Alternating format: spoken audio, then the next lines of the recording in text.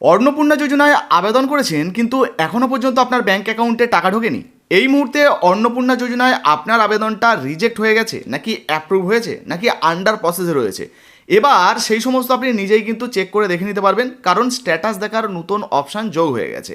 অনেক মহিলা এমন রয়েছেন যাদের আবেদন কিন্তু রিজেক্ট হয়ে গেছে, তারা এই মুহূর্তে আর টাকা পাবেন না। যদি আপনারটা রিজেক্ট হয়ে যায় তাহলে আপনি কি অন্য কোনো মোবাইল নাম্বার দিয়ে নতুনভাবে আবেদন করতে পারবেন, বা যাদের আন্ডার প্রসেস রয়েছে তারা এই মুহূর্তে কি করবেন? এছাড়া যে সমস্ত মহিলাদের অ্যাপ্রুভ দেখাচ্ছে কিন্তু ব্যাঙ্ক অ্যাকাউন্টে টাকা ঢোকেনি, বা যাদের পেমেন্ট ফেলিওর দেখাচ্ছে, তারা কবে থেকে ব্যাঙ্ক অ্যাকাউন্টে টাকা পাবেন? তো চলুন এক এক করে স্ট্যাটাস দেখাই এবং স্ট্যাটাস দেখে আপনাদেরকে বোঝানোর চেষ্টা করি কোন স্ট্যাটাসের কী মানে, এবং সেই সঙ্গে আপনারা নতুনভাবে আবেদন করতে পারবেন কিনা। চলুন এক এক করে দেখে নিই।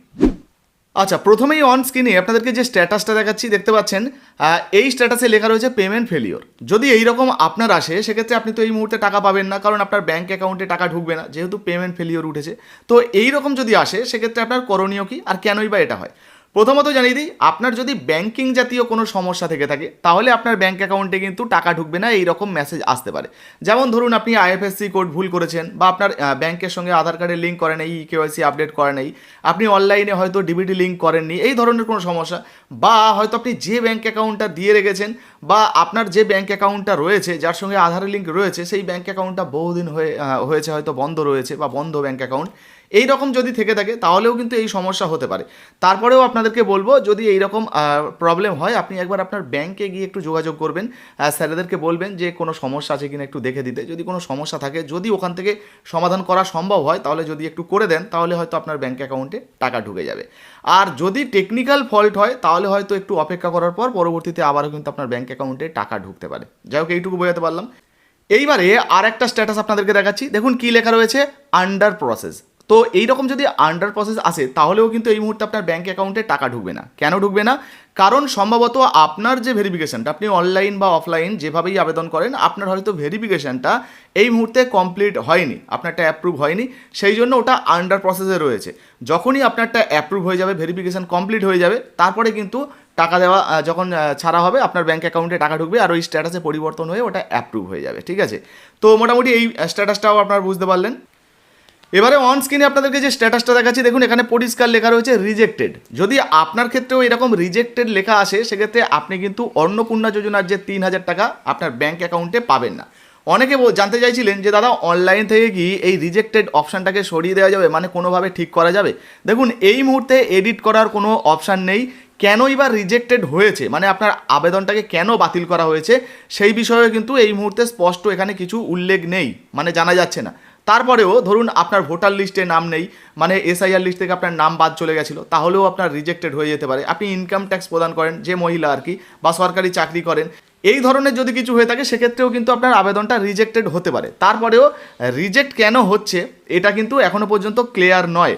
যদি কোনো আপডেট আসে সেটা আপনাদেরকে জানাবো। এবার অনেকে জানতে চাইছিলেন যে দাদা ধরুন আমার আবেদনটা রিজেক্ট হয়ে গেছে, আমি অন্য কোনো মোবাইল নাম্বার দিয়ে নতুনভাবে কি আবেদন করতে পারবো, বা আবার কি নতুন আবেদন করতে পারবো? দেখুন, এই মুহূর্তে কিন্তু নতুনভাবে আবেদন করতে পারবেন না, কারণ আপনি যখন আবেদন করেছিলেন আপনার মোবাইল নাম্বার দিয়ে আপনি লগ ইন করার পর ফর্ম খুলেছিল, তারপর যখন আপনি আবেদন করেছিলেন সেখানে কিন্তু আপনার পরিবারের প্রধান যিনি রয়েছেন তার নাম, আধার কার্ডের নাম্বার, যে মহিলা আবেদন করেছে সেই মহিলার নাম, আধার কার্ড সমস্ত কিছু কিন্তু আপডেট করা ছিল, নাম্বার দেওয়া ছিল, যেগুলো সিস্টেমে আগে থেকে কিন্তু লোড রয়েছে।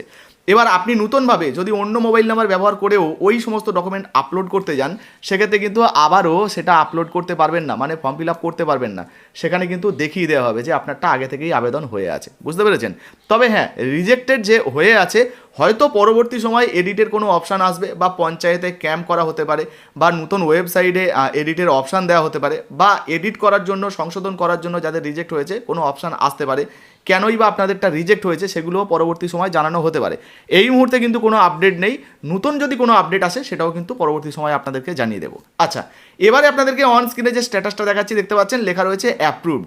যদি এইরকম অ্যাপ্রুভড আপনাদের আসে আপনাদের কিছু করার দরকার নেই। আচ্ছা, যারা বলছিলেন যে আন্ডার প্রসেস এলে কি আবার আবেদন করতে হবে, না, আন্ডার প্রসেস এলে আপনাদেরকে অপেক্ষা করতে হবে যতক্ষণ না আপনাদের ভেরিফিকেশনটা হয়।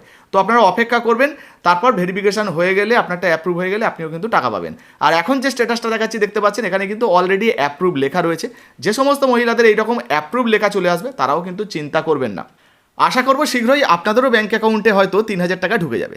তারপরেও যাদের অ্যাপ্রুভ হয়ে আছে ব্যাঙ্ক অ্যাকাউন্টে টাকা ঢোকেনি, ধৈর্য ধরুন, ধীরে ধীরে আপনাদেরও ব্যাঙ্ক অ্যাকাউন্টে টাকা ঢুকে যাবে। অনেকে বলছিলেন দাদা মেসেজ এসছে 3,000 টাকা ঢোকার এইরকম, কিন্তু তারপরেও ব্যাঙ্ক অ্যাকাউন্টে টাকা ঢোকেনি, তো আমাকে কি আবার নতুনভাবে আবেদন করতে হবে? না, নতুনভাবে আবেদন কিন্তু করতে হবে না।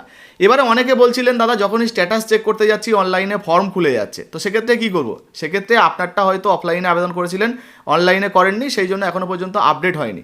তাই আপনার এই মুহূর্তে করণীয় হচ্ছে অনলাইনে আবেদন করে দাও। অনলাইনে আবেদন করলে কী হবে, আগেও বলেছিলাম যে তাড়াতাড়ি ভেরিফিকেশন হয়ে যাবে এবং তাড়াতাড়ি আপনার ব্যাঙ্ক অ্যাকাউন্টে টাকা দেওয়া হবে। মূলত আমরা যতটুকু দেখতে পাচ্ছি যে যারা যারা অনলাইনে আবেদন করছেন বা করেছেন তাদেরগুলো কিন্তু তাড়াতাড়ি ভেরিফিকেশন হচ্ছে এবং তাদের ব্যাঙ্ক অ্যাকাউন্টে কিন্তু তাড়াতাড়ি টাকা আসছে। সেই জন্য বলবো অফলাইনে করলে যে টাকা পাবেন না এমনটা, মানে অফলাইনে আবেদন করেছেন টাকা ঢুকবে না এমনটা নয়। আমাদের এখানে অনেকে রয়েছেন যারা অফলাইনে আবেদন করেছেন, স্যারেরা কিন্তু তাদেরগুলো আপডেট করে দিয়েছেন, তাদের ব্যাঙ্ক অ্যাকাউন্টে টাকা এসছে, তাদের নতুন করে আবেদন করার দরকার নেই। কিন্তু আপনারটা যদি মানে অনলাইনে আপডেট না হয় তাহলে আপনি অনলাইনে আবেদনটা করে দিন, মানে আপডেটটা করে দিন, তাহলে কিন্তু আপনার ভেরিফিকেশনটা হতে যেমন সুবিধা হবে এবং আপনার ব্যাঙ্ক অ্যাকাউন্টে তাড়াতাড়ি টাকাও কিন্তু চলে আসবে। তো আশা করি আপনাদেরকে বোঝাতে পেরেছি। এছাড়াও আপনাদের অন্যান্য স্ট্যাটাসে কোনো কিছু যদি অপশান আসে বা কী অপশান এসছে অবশ্যই নিজের কমেন্ট বক্সে কমেন্ট করে জানাবেন। ভিডিও ভালো লাগলে লাইক দিয়ে শেয়ার করে দেবেন। আপনার যদি কোনো প্রশ্ন জিজ্ঞাসাবাদ থাকে তাড়াতাড়ি কমেন্ট সেকশনে কমেন্ট করে জানাবেন। ভিডিও ভালো লাগলে লাইক দিয়ে শেয়ার করে দেবেন। ফেসবুক থেকে দেখছেন এখন পর্যন্ত ফলো করেননি, অবশ্যই ফলো করে পাশে থাকবেন। আর যারা ইউটিউব থেকে দেখছেন অবশ্যই সাবস্ক্রাইব করতে ভুলবেন না। ধন্যবাদ।